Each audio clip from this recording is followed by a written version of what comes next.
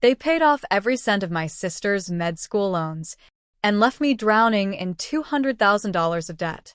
Same parents, same house. But to them, only one daughter was worth saving. I used to tell myself it was just favoritism, that every family had a golden child, that if I worked harder, stayed quieter, or made myself small enough, they'd finally see me the way they saw her. But the day I found out they'd written Kasaira a check for 300 grand, while I was skipping meals just to make loan payments, I knew this wasn't just unfair. It was betrayal. Intentional. Measured. Final. My name is Isolde Murin, and this is the story of how they left me behind, and how I made sure they never forgot it. And from the very beginning, I learned how to fade into the background. In photos, I'm the one with the scuffed shoes, the slightly crooked braid, the quiet smile that never quite reached my eyes. And always, always next to Kasaira, polished, symmetrical, smiling like she belonged. Kasaira was 2 years younger, but already carried herself like the world had been promised to her. And maybe it had, because in our house, where appearance was everything, where success wore white coats and spoke in perfect grammar and never raised its voice, Kasaira was the dream. And I was the cautionary tale. I was the child who didn't get it, who brought home stories instead of trophies, who filled sketchbooks with ink and sorrow, while Kasaira racked up medals and honor rolls and science fair ribbons like it was her birthright. Our mother once looked at a charcoal portrait I had spent 3 days pouring myself into. She glanced at it the same way she'd glance at an overcooked roast. "This is nice, sissy," she said, "but it's time you focused on something real." Something real. As if art wasn't the only way I could breathe. As if expression wasn't survival in a house where no one ever said what they really meant. My father was quieter, but no kinder. His praise for Kasaira came in nods, handshakes, and quiet phone calls to relatives. "She's pre-med full ride. Bright future." When I got accepted into a respected liberal arts college on partial scholarship for design and literature, he just asked, "So, what job does that lead to?" I lied. I told him I'd figured out. I didn't tell him how I was already stitching together a future out of student loans and late-night freelance commissions for things like wedding invitations and indie book covers. I didn't tell him that every hobby job I took was to buy one more textbook, one more week's rent, one more day of pretending I wasn't falling behind. Because I couldn't afford to disappoint him more than I already had. Kasaira, meanwhile, floated through her life with grace and approval trailing behind her like perfume. When she got into med school, my parents threw her a backyard party with rented lights, custom cupcakes, and a printed banner that said, "Dr. Kasaira in making."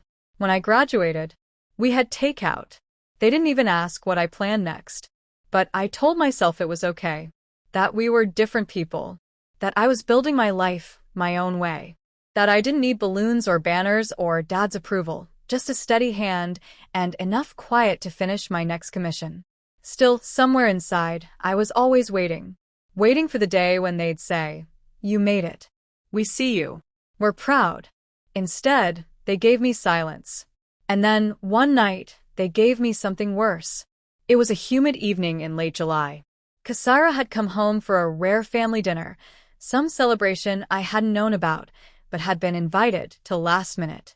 I almost didn't go, but part of me still believed I belonged. Mom was in her element, arranging charcuterie boards and humming along to her playlist of violin covers of pop songs. Dad was outside grilling. Kasaira was on the couch scrolling her phone like she was already bored. I tried to help in the kitchen, but Mom waved me off. "You'll just get oil on your sleeves. Go sit." So I sat. Dinner was the usual mix of performance and passive aggression. Kasaira told a long story about a difficult patient she'd helped during her rotation, and Mom dabbed tears from her eyes like she was watching a movie. Dad beamed. That's what it means to make a difference. No one asked how my business was doing. No one even asked if I was still living in that crumbling one-bedroom near the freeway. When I cleared the plates afterward, on instinct, because that's what I'd always done, I heard it. I wasn't supposed to. They thought I'd stepped outside. But from the hallway, behind the corner, I heard my father's voice. Low. Casual. Like he was discussing the weather. I'm just glad we were able to pay it all off before interest really kicked in. 300,000's no small thing. Then Mom added, laughing, worth every cent. Kasaira deserves it. She's going to save lives. My heart stopped. 300,000? I thought they meant something else. Maybe a house. Maybe a gift from someone else. But then Kasaira spoke. I'm so grateful. I didn't want to burden you, but when you offered, I just thank you. My vision blurred. My stomach sank. My student debt had crossed $200,000 by the time I finished my degree. I had begged for help. Quietly.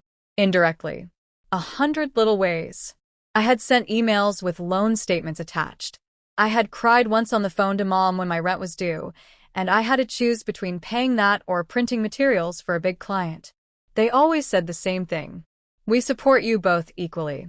But that night I learned what they meant was, we'll love you as long as it doesn't cost us anything.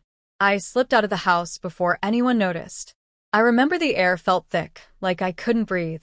I remember staring at the hood of my car, wondering if I should go back in and say something. But what would I have said? You love her more?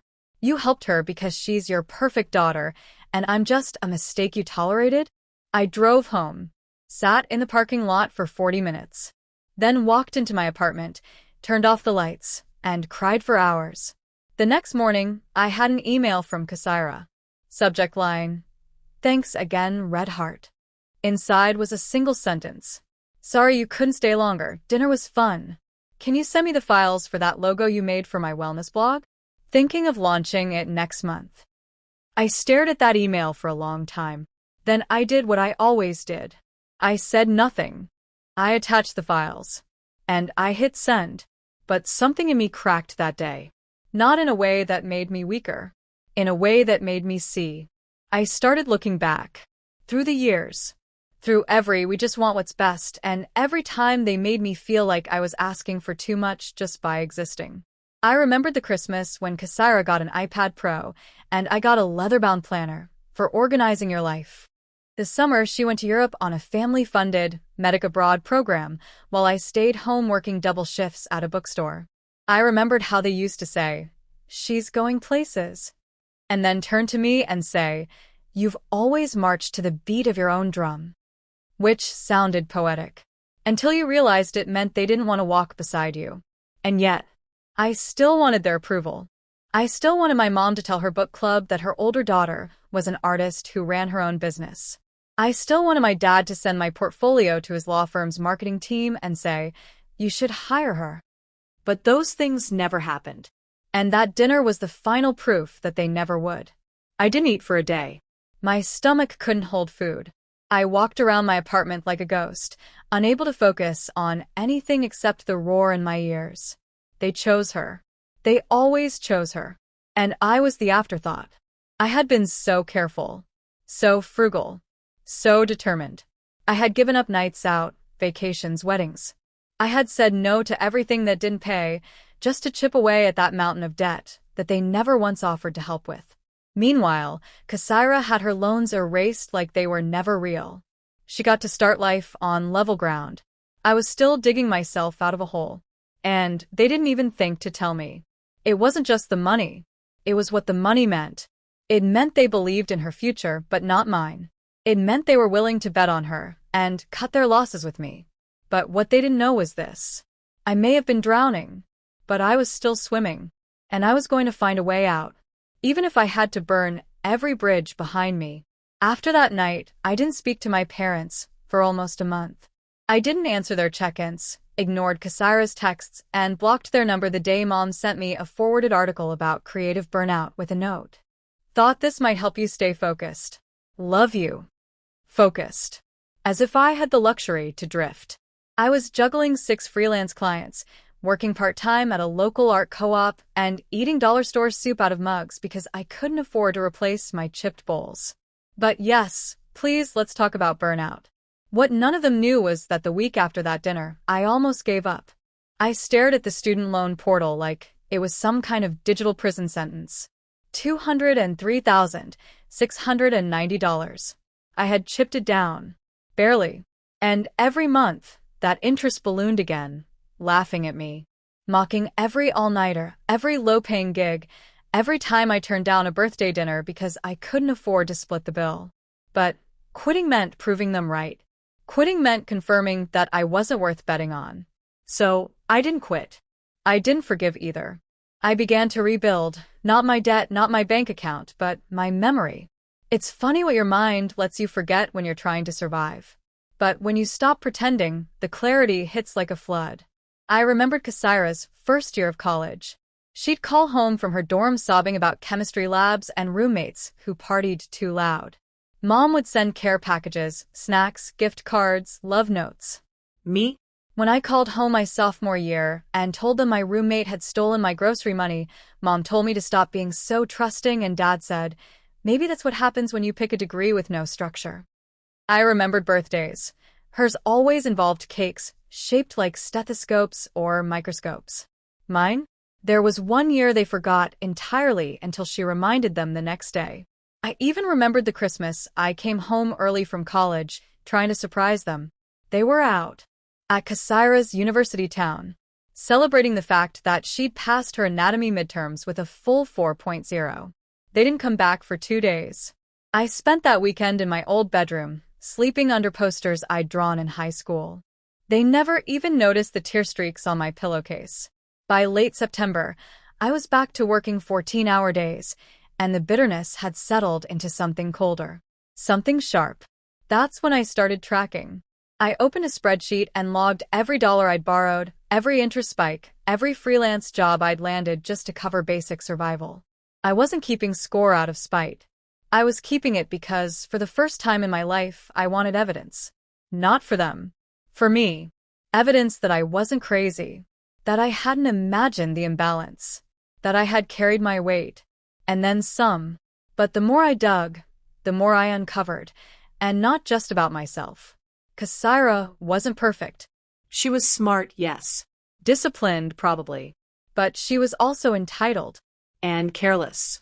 I found her wellness blog, the one I designed the logo for, and realized she had started monetizing it. Selling courses on mindfulness in medicine and holistic productivity for high achievers. Each course used graphics I'd made. Each PDF guide had my layouts. Not once had she paid me for any of it. Not once. I had done it for free. Because she was family. Because I believed we helped each other. But she was charging $199 per course. One of her videos opened with her saying, "We all have support systems. If you don't, build one." That's what I did. My family backed me, and now I'm here to help you. My blood boiled. She had a platform now. An audience. And she was using my work to preach self-reliance, while building it all on the privilege she denied having. And still, I said nothing. But I started thinking, what if I didn't just remember the injustice? What if I used it? The chance came 2 weeks later, when she called me out of nowhere. Not text. A phone call. She never did that unless she wanted something. I let it ring 4 times before I picked up. "Hey, Issy," she said, like nothing had happened. "You busy?" "Always." I was always busy. But I said, "What's up?" She said she was going to pitch a talk at a conference. A wellness panel tied to medicine, burnout, and creative healing. She needed a slide deck. Professional, clean, but with your flair. She even offered to pay. That last part made me pause. I asked, "How much?" She said, "I don't know. What do you usually charge?" And for a split second, I almost said my real rate. The one I quoted to new clients. The one I deserved. But I didn't. Instead, I said, "Let's talk about it in person." She paused. "You're coming home?" I said, "Maybe. If you're free this weekend." She squealed. "Of course. I'll tell Mom and Dad. You're finally visiting." No, I thought. I'm finally collecting. I drove back to my parents' house that Saturday morning, numb and nauseous. I hadn't been back since the dinner. The driveway was exactly the same. The rose bushes over-manicured. The porch immaculate. Inside, it smelled like lemon polish and overcooked chicken. Mom rushed to hug me. Dad offered an awkward pat on the back. Kasaira looked genuinely surprised that I'd shown up. We made small talk. I said I had some downtime. They beamed like I'd finally figured it out. They didn't ask about my business. Not once. After lunch, Kasaira and I sat in the living room to work on her slide deck. I pulled out my laptop. She handed me a notebook. Then she said the sentence that finally snapped whatever restraint I had left. This is so much easier than paying a designer. And I know I can trust you to make it look real, like it took hours. It would take hours. But of course, that part didn't count. She scrolled on her phone, barely looking at me. I was thinking maybe we could trade. You do this, and I'll shout you out on my socials? Exposure and stuff? Exposure. That word. That cursed, degrading word that had been thrown at every creative I knew. I stared at her. Then I smiled. Sure, I said. But if we're doing that, I have a few requests. She blinked. Okay. I slid over a printed list I'd prepared. Here's everything you've ever used that I designed. I'm going to invoice you for each piece. Retroactively. Market rate. No sister discount. You'll pay it. On time. Or I'll DMCA your entire website. She froze. What?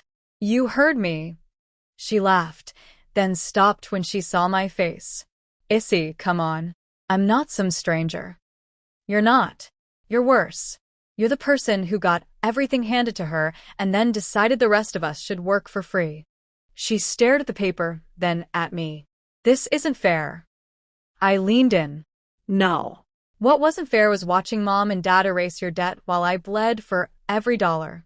What wasn't fair was letting you use me like some behind-the-scenes helper while you sold empowerment.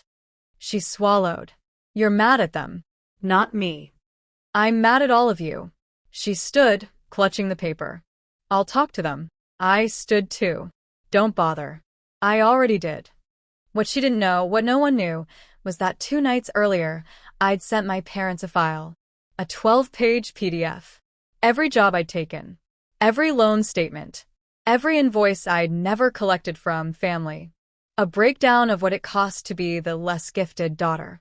I told them if they wanted a relationship, they'd start by settling the debt they chose to ignore. Not the loan. I'd pay that. I was paying that. But they owed me something else. Respect. Accountability. And the truth. I ended the letter with one sentence. This is your last chance to choose both your daughters, or just the one you always have. They didn't respond. That night, Kasaira left. Didn't say goodbye. Mom tried to guilt-trip me into apologizing. Dad said I'd blindsided them. I didn't care. For once, I didn't care. Because walking away from that house, I felt free. I wasn't healed. I wasn't rich. But I was done pretending. I drove home and opened my student loan portal. Still drowning. Still deep in the red. But no longer alone in the blame. That weight wasn't mine anymore. I don't remember how long I stood outside that hospital that day. The sun had dropped behind the skyline, and I was still there, frozen. Not because of the cold, but because of the truth finally settling into every inch of my body. They had chosen her. Fully. Publicly. Without shame. The sting of it wasn't new. But that night, it became permanent. When I got home to my small studio apartment, walls bare, heat barely working, a pot of instant noodles still sitting on the stove, I didn't cry. I just stared at the ceiling. Like if I stared long enough, the past would peel away and reveal some version of my life where things made sense. Where my parents loved me with the same conviction they showed Kasaira. But that world didn't exist. I didn't sleep that night. I opened my laptop instead. And I made a choice. If I was going to dig myself out of this $200,000 hole, I wouldn't wait for a family miracle. I wouldn't beg. I wouldn't fold. I was going to do it on my terms, and I was going to make damn sure they saw me rise. The next year was war.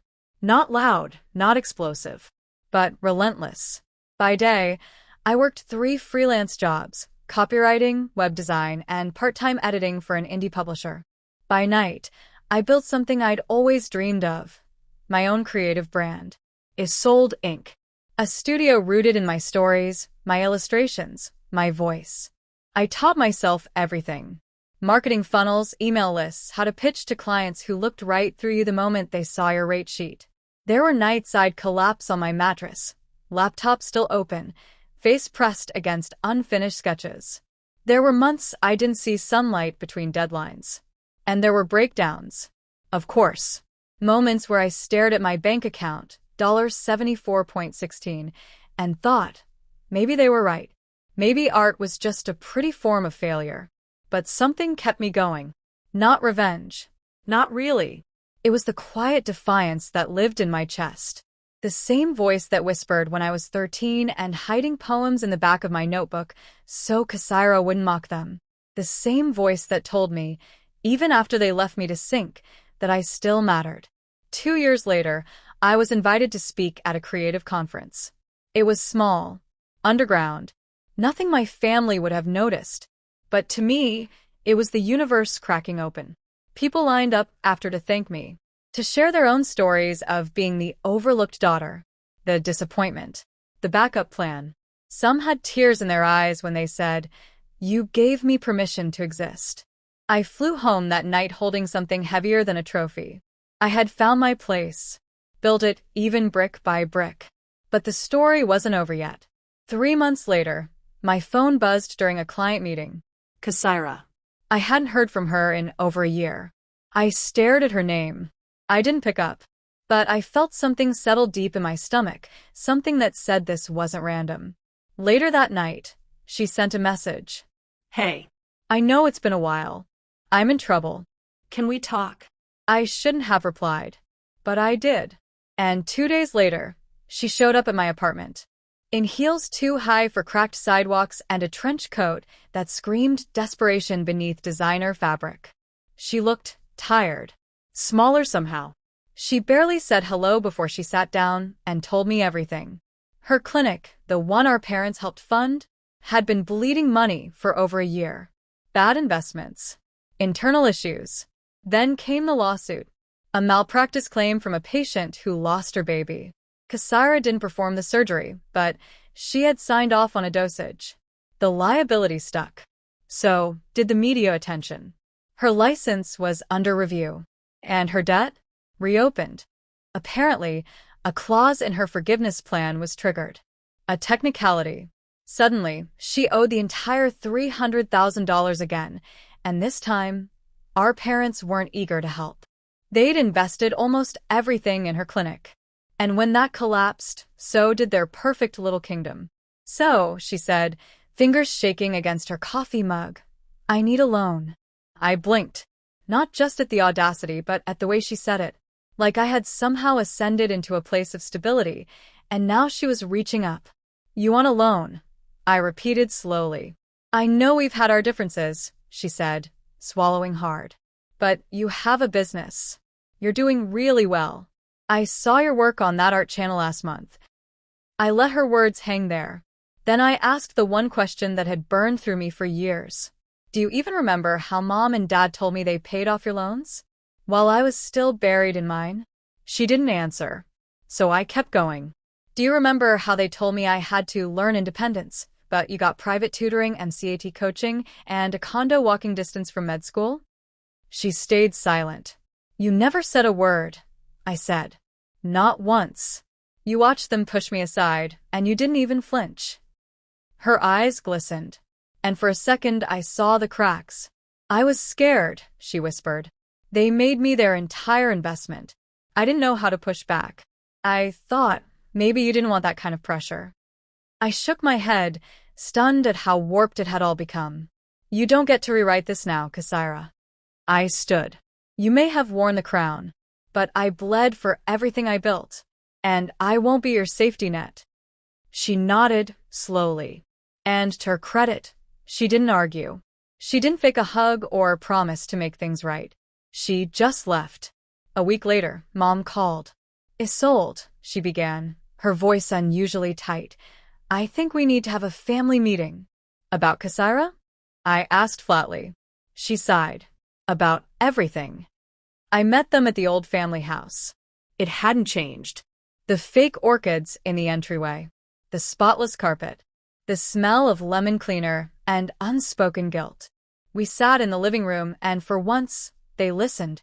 I told them about the years I felt invisible, the loans, the exhaustion, the quiet resentment that had metastasized in my bones. They didn't interrupt. And when I finished, my father looked down at his hands and said, "I think we failed you." The words should have cracked something open in me, but they didn't. Because acknowledgement doesn't erase damage. It doesn't add commas to your bank account or time back to your youth. But maybe, just maybe, it marked the start of something else. It's been 3 years since then. Kasaira moved to a smaller town, took a consulting job. We text occasionally, surface-level stuff. I don't ask how her finances are. She doesn't ask about mine. My parents, well, they're trying. They've started showing up, buying prints of my work, even suggesting I speak at community events. But I've learned not to anchor myself to their approval anymore. My company, Isolde Inc., is now a team of 6. We partner with mental health organizations and run creative storytelling workshops for teens who feel like they don't belong. I'm still paying off some of my debt, but I'm doing it with dignity and freedom. That's the thing no one tells you when you're the second choice, the shadow child. If you survive long enough, you learn how to build light from scratch. You learn to love the parts of yourself no one else celebrated. And when you finally rise, there's no one who can claim they made you, because you made yourself. Sometimes I still get messages from strangers. Your story helped me leave a toxic home. Your designs made me feel seen. I played your voice in my car on the way to court to get custody of my kids. That's the legacy I care about now. Not the house I wasn't invited to. Not the dinner tables where I was talked over. Not the inheritance already spent. But the lives I can touch because I chose to keep going. So no, I don't regret what happened. They paid off my sister's med school loans and left me with $200,000 in debt. But that debt gave me something they never could. It gave me myself. Some nights, I still think about that dinner, the one where I first heard it. The way my father's voice dropped so casually when he said, "We took care of Kasaira's loans. She shouldn't have to start her life buried." As if mine didn't matter. As if I hadn't been clawing through the dark just to stand on the same floor as everyone else. But I've stopped waiting for apologies wrapped in guilt. I've stopped chasing fairness from people who never learned how to give it. I don't want revenge anymore. I want peace. And peace, I've learned, isn't found in someone else's approval. It's built in the quiet moments. When you're tired, but you keep going. When you've been overlooked, but you show up anyway. When you forgive, not to excuse them, but to free yourself. So maybe this wasn't a story about debt at all. Maybe it was about the cost of being invisible and the power of finally seeing yourself. I ask myself sometimes, if they had paid off my loans too, would I still have become the woman I am now? I don't know, but I do know this. They funded her future. I built mine. And in the end, I think that's worth a whole lot more. Would you have forgiven them?